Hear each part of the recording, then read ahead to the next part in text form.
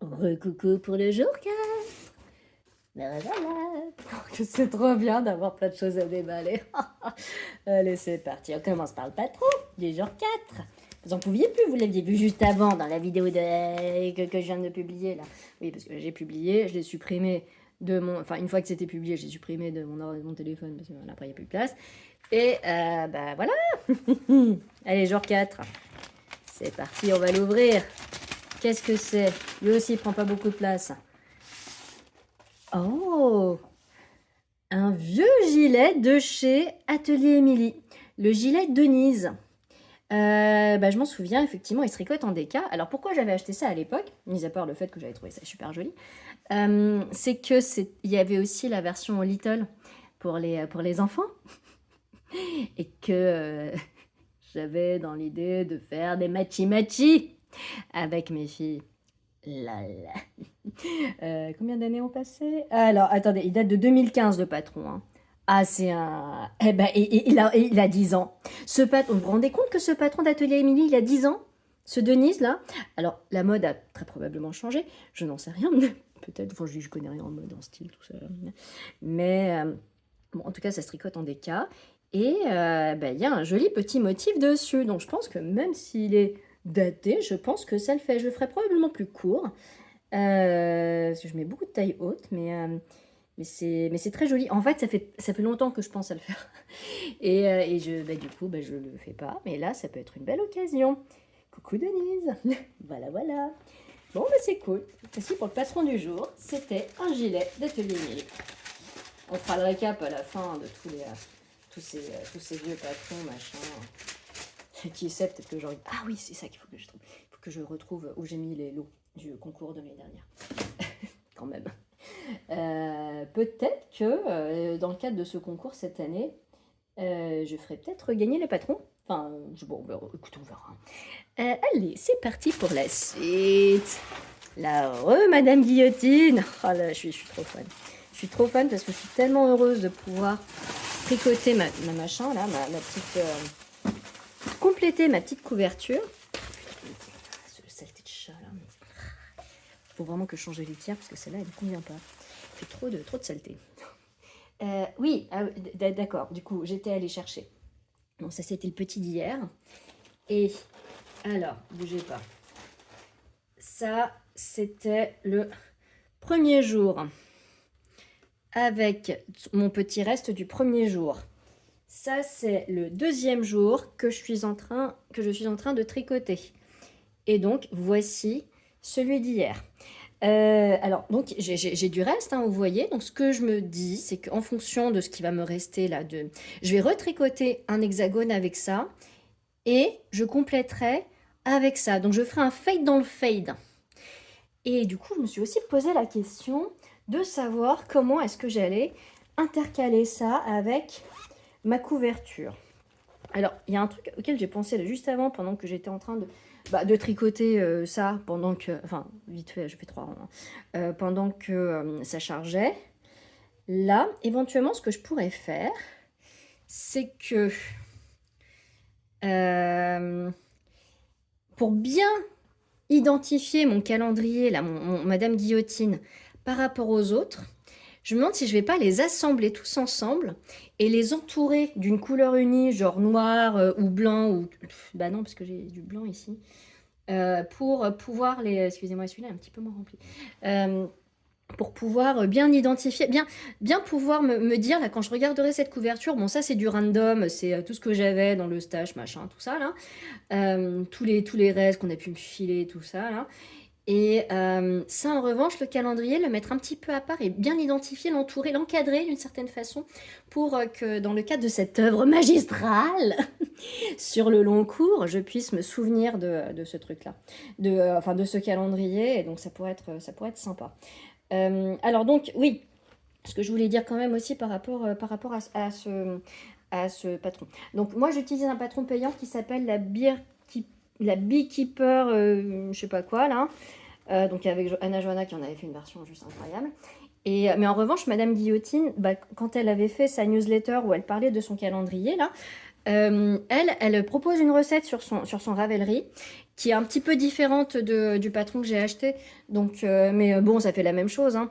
Et moi, j'ai quand même fait des adaptations par rapport au patron que j'ai acheté. Donc, déjà, je crois qu'elle recommande du 3,5 en termes d'épaisseur, enfin, en termes de taille d'aiguille. Moi, je tricote lâche. Et en fait, j'avais ces aiguilles de chez Xiaogu, là, en bambou.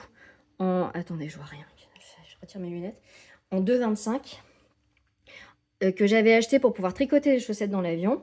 Et en fait, dans l'avion, enfin non, je me suis rendu compte que que 2,5 en bambou, pour moi, c'est trop large. Et donc mes chaussettes sont trop déjaugées. Donc je les utilisais plus. Et quand j'ai eu, quand j'ai eu cette révélation il y a 1 an de commencer à faire cette couverture, je me suis dit, bah tiens, tu tricotes là, t'as quand même envie que ce soit un petit peu serré, dodu, tout ça, bah tu vas utiliser tes aiguilles qui servent plus à rien. Et comme ça, elles seront dédiées à ce projet. Et bah voilà, bah voici. Bon, j'ai fait d'autres adaptations en dehors de la taille d'aiguille. J'ai également fait... attends, je vais mettre ça dans le bon ordre. J'ai également changé la façon de rabattre. J'ai ajouté un petit rang là, au niveau du montage à la turque pour que ce soit... tout simplement pour que je puisse arriver à avoir ce fil-là qui marque mon début de rang et pas avoir à mettre de marqueur.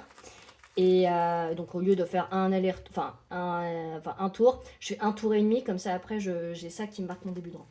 Donc voilà, et puis voilà. Ça se voit pas, hein. Je fais pareil avec les chaussettes, vu que je préfère les démarrer de la pointe. Voilà l'heure de jour 4. Faut que je me dépêche, oh là là. Comment ça s'énerve. Wouah, c'est quoi ça?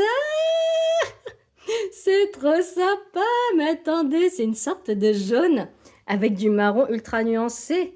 Oh là là, oh dis donc. Et voici le fade. Oh que ça va être sympatoche. Oh que ça va être sympatoche. Trop trop cool. Ouais, non vraiment, je crois que effectivement je vais tous les assembler. Je vais les encadrer et ensuite je les inclurai dans la couverture globale. Ok, allez, c'est parti. Donc ça, c'était pour Madame Guillotine. Je suis trop contente d'avoir pris ce calendrier, mais c'est que dalle. C'est que des mini de 5 grammes. Bon, j'ai pris les chevaux complets aussi.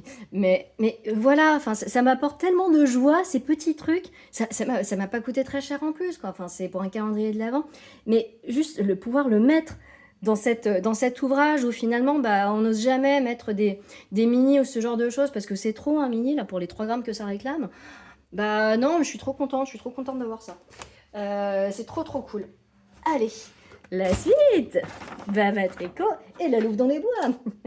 On commence par notre chère Vanessa qui nous a concocté ce numéro 4. Pour rappel, voici les premiers jours. J'ai tellement envie de bobiner, de monter. Oh, se retenir, que c'est dur. Et là, oh. Ah bah c'était ça qu'elle a publié sur Instagram ce matin. C'était non, même pas d'ailleurs, ça ressemblait pas.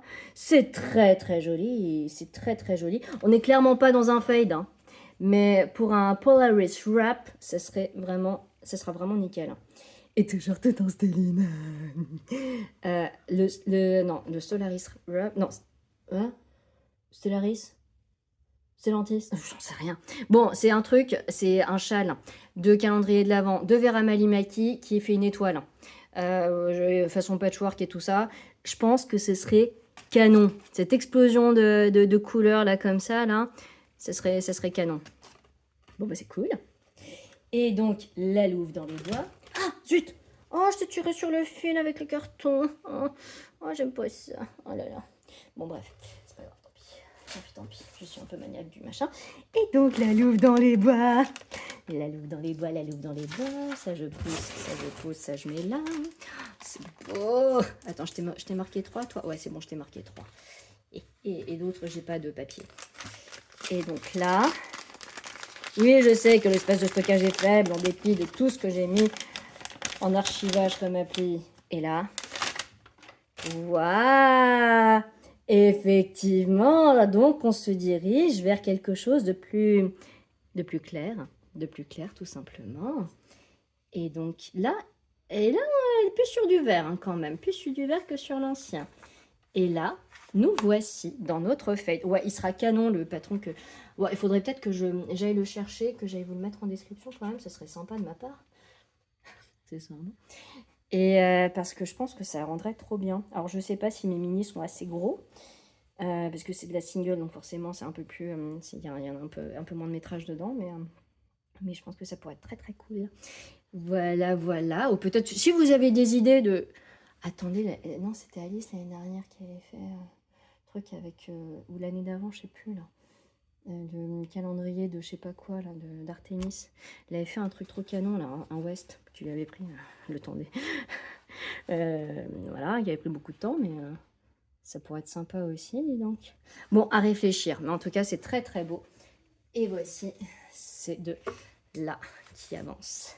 Voilà, voilà, à demain.